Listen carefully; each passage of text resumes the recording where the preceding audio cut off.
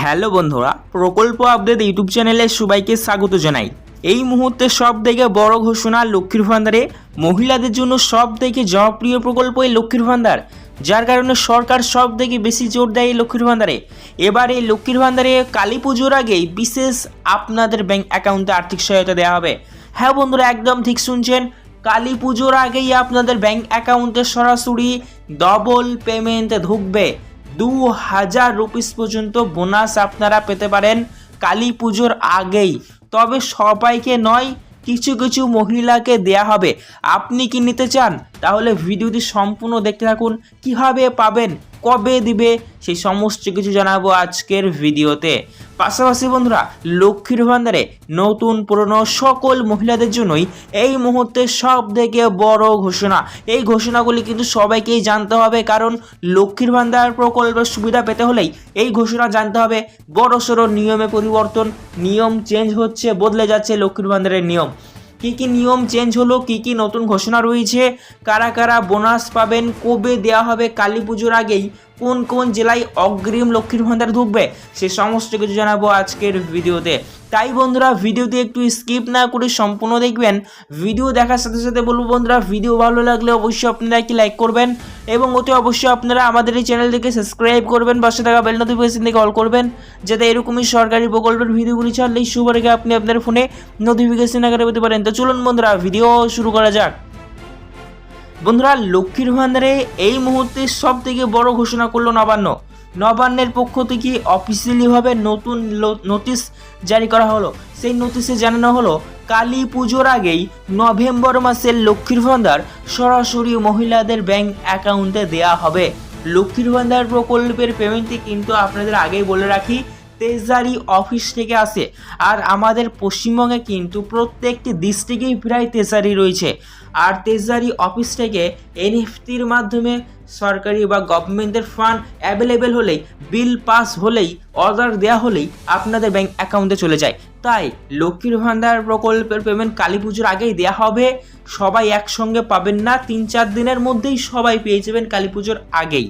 সবাই একসঙ্গে পাবেন না, যখনই কালী পুজোর আগে পেমেন্ট দেওয়ার কাজ শুরু হবে সবার আগে আপনারা চ্যানেলে ভিডিও পেয়ে যাবেন। তাই বলবো আবারও চ্যানেলটিকে আপনারা সাবস্ক্রাইব করে রাখুন, তখন আপনারা চেক করে নেবেন পেমেন্ট ঢুকেছে কি ঢোকেনি কালী পুজোর আগেই। নভেম্বর মাসের পেমেন্ট অগ্রিম দেওয়া হবে, 2-3 দিনের মধ্যে গোটা পশ্চিমবঙ্গে ঢুকে যাবে, ঠিক আছে? তো আপনি অবশ্যই ভিডিওটি কোন জেলা থেকে দেখছেন, আপনার জেলার নামটি নিচে কমেন্ট বক্স খোলা, আপনার জেলার নামটি আপনি কমেন্ট বক্সে লিখে দিন। বন্ধুরা চলুন এবার আমরা দেখে নেব লক্ষ্মীর ভান্ডারে কি কি ঘোষণা রয়েছে, কারা কারা ডবল পেমেন্ট পাবেন, কারা কারা পাবেন না। যারা প্রতি মাসে পেমেন্ট পান এবং যারা নতুন মহিলা, তাদের ক্ষেত্রে কিন্তু পেমেন্টের হার একদম সেম রয়েছে। আপনি যদি একজন জেনারেল ওবিসি কাস্টের মহিলা হয়ে থাকেন তাহলে সরাসরি আপনি আপনার ব্যাংক অ্যাকাউন্টে 1000 রুপিস, এবং আপনি যদি একজন এসসি কাস্টের মহিলা হয়ে থাকেন তাহলে সরাসরি আপনি আপনার ব্যাংক অ্যাকাউন্টে 1200 রুপিস পেয়ে যাবেন। তবে বিশেষ কিছু মহিলারা অবশ্যই অতিরিক্ত বা বেশি পেমেন্ট পাবেন, তবে এই ক্ষেত্রে অবশ্যই কিছু আপনাকে টার্মস অ্যান্ড কন্ডিশন রয়েছে যা ফলো করতে হবে। যদি আপনি ফলো করতে পারেন অবশ্যই আপনিও পেয়ে যাবেন। ধরুন লক্ষ্মীর ভান্ডারে তো প্রতি মাসে পেমেন্ট দেওয়া হয়, কিন্তু বন্ধুরা অনেকেই অভিযোগ করেছেন এবং অফিসে গিয়ে কমপ্লেন করেছেন আমাদের লক্ষ্মীর ভান্ডার বিগত মাসে পাইনি, বা এই মাসে পাইনি, বা অমুক মাসে পাইনি।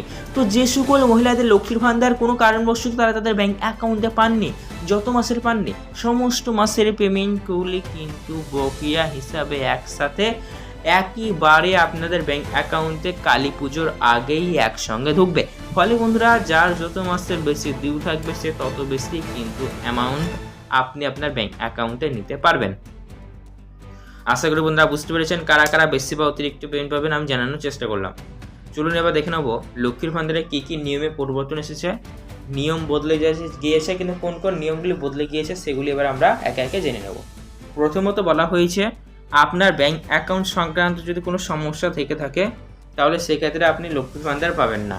কারণ দেখুন, লক্ষ্মীর ভান্ডার প্রকল্পের পয়সাটা পেতে হলে না আপনার ব্যাংক অ্যাকাউন্টটা খুবই গুরুত্বপূর্ণ ভূমিকা পালন করে। ব্যাংক অ্যাকাউন্টে পেমেন্ট থেকে আপনি ব্যাংকে গিয়ে তুলে নিয়ে আসেন, তাই তো? এবার সেই ব্যাংক অ্যাকাউন্টে ধরুন মানুষ প্রবলেম হয়ে গিয়েছে, তাহলে আপনার পেমেন্ট কীভাবে আসবে? আর অনেকেরই কিন্তু ব্যাংক অ্যাকাউন্ট সংক্রান্ত প্রবলেম দেখা দিয়েছে। কিছু কিছু জন্য দেখা যাচ্ছে কেওয়াইসি আপডেট করা নাই, কিছু কিছু জনের আবার জয়েন্ট ব্যাংক অ্যাকাউন্ট হলে তো তুলতেই পারবেন না হয়তো, বা ঢুকবে না। আর যদি আপনার কেওয়াইসি বন্ধ হয়ে গেলে তারা তুলতে পারবেন না, আর জয়েন্ট অ্যাকাউন্ট হয়ে গেলে হয়তো নাও ঢুকতে পারে। এবার আইএফসি সংক্রান্ত অনেকের ব্যাংক সংযুক্তিকরণ হয়েছে, অনেক ক্ষেত্রে ব্যাংক যোগ হয়েছে, তো ব্যাংকের আইএফসি কোড মাঝে মাঝে পরিবর্তন হয় বা ব্যাংক সংযুক্তিকরণের ফলে এগুলো হয়।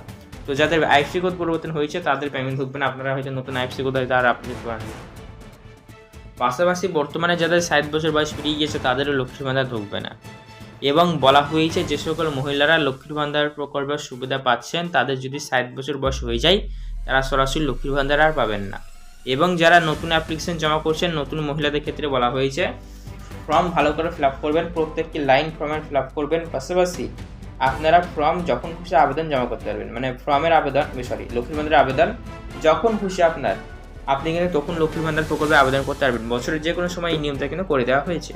তো বন্ধুরা, আজকের ভিডিও দেখার পর আপনার মনে যদি কোনো রকমের প্রশ্ন থেকে থাকে না, কমেন্ট করে জানাবেন। এছাড়া বন্ধুরা এরকমই গুরুত্বপূর্ণ ভিডিওর আপডেটগুলি সবার আগে পাওয়ার জন্য অবশ্যই আপনারা আমাদের চ্যানেলটিকে সাবস্ক্রাইব করবেন, পাশে থাকা বেল নোটিফিকেশনটি কল করবেন, তাহলে এরকমই ভিডিওগুলো আপনি সবার আগে পেয়ে যাবেন।